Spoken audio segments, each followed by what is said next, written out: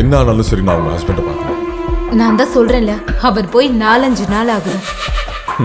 பொண்ணுகிட்ட கேட்கும்போது முந்தா நாள் இருந்தாருன்னு சொன்னா, வேலைக்காரங்கிட்ட கேட்கும்போதும் அதே தான். கேள்வியை பொண்டாட்டிக்கிட்ட கேட்கும்போது 2 நாள் அதிகமாயிடுச்சு. இப்போ அவர் எங்க இருக்காரு? எனக்கு தெரியாது. போன்ல கூட கால் பண்றது இல்லையா? இல்ல. இந்த 4-5 நாள்ல ஒரு வாட்டி கூட கால் பண்ணலையா? இல்ல. அவரை புருஷன் தானே கூப்பிடுறீங்க? ஆமா. அந்த போன் கொடுங்க. அதுல எதுவும் பண்ணாதீங்க, கொடுங்க.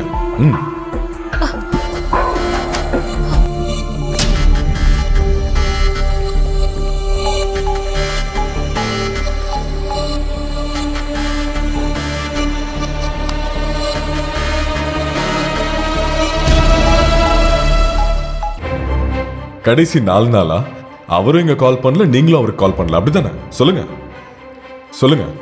இப்ப அவர் எங்க இருக்காரு? சொல்லலன்னா போலீஸ் வர வேண்டியிருக்கும். அப்போ இந்த மாதிரி பேச மாட்டேன். காக்கி சட்டை போட்டா நான் வேற மாதிரி இருப்பேன். சொல்லுங்க, உங்க புருஷன் எங்க?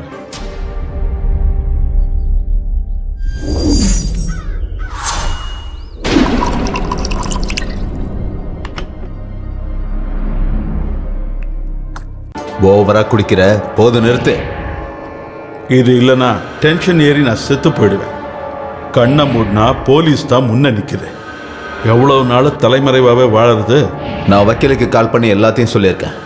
அவன் ஏதாவது ஒரு ஐடியாவோட வருவான். அது வரைக்கும் குடிக்கிறத நிறுத்து, இல்லைன்னா டெட் பாடியா தான்.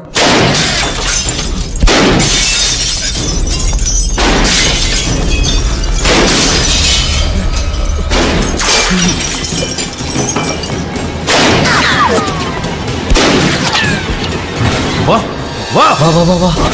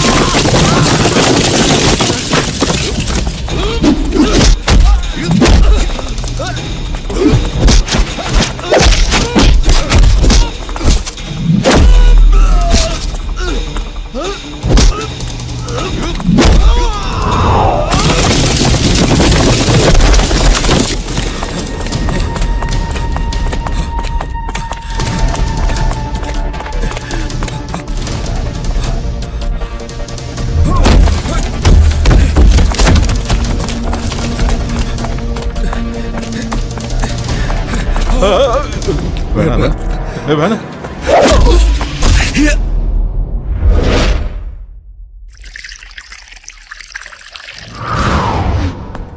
கண்ணை முன்னா போலீஸ் தான் கண்ணு முன்னாடி நிக்குது.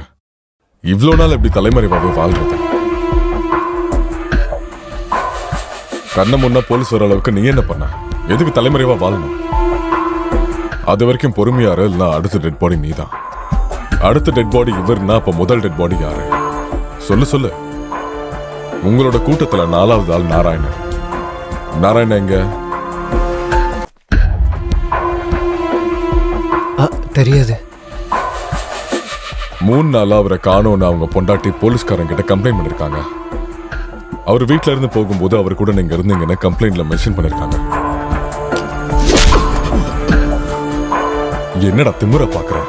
சப்போர்ட் கால் இருக்குன்னு தைரியமா உனக்கு? இந்த கூட்டத்திலே அதிர்ஷ்டம் இல்லாதவன் நீதான்.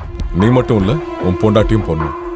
உன் பொண்ணோட பேர்ல சிம் கார்டு யார் யூஸ் பண்ணாங்கன்னு உனக்கு நல்லாவே தெரியும். இப்போ எனக்கும் தெரியும். பாவம் ரோஷினி, அந்த பொண்ணு எதுவும் செய்யல, ஆனா மாட்டிக்கிட்டா. சட்டத்துக்கு முன்னாடி எல்லாரும் ஒண்ணுதான். ப்ரூஃப் எல்லாம் அந்த பொண்ணுக்கு எதிராக தான் இருக்கு. இனி பொண்ணை காப்பாத்த உங்களால மட்டும்தான் முடியும். சார், நான் எல்லாத்தையும் சொல்லிடுறேன். கொடுத்த அட்வான்ஸ், சொன்ன பேமெண்ட் எல்லாத்தையும் கொடுத்துட்றேன். நீங்க இதுல இருந்து பின்வாங்கிடுங்க. 2 வாட்டி நாங்க தோத்து போயிட்டோம். இனி உன்னை நம்பி எந்த ஒரு பிரயோஜனமும் இல்லை. நீ மட்டும் இல்லை, நாங்களும் மாட்டுவோம்.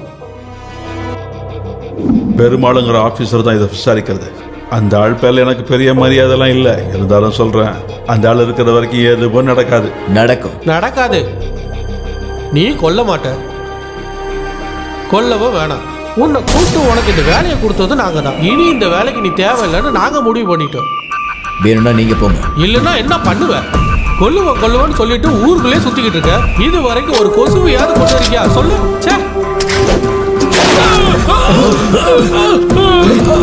நாராயணா, நாராயணா, நாராயணா, நாராயணா, நாராயணா, நாராயணா, நாராயணா, ஏய், எந்திரு. நாராயணா, நாராயணனா, நாராயணனா, நாராயணா. ஏய், வேண்டாம், வேண்டாம், நோ, வேண்டாம், ப்ளீஸ்.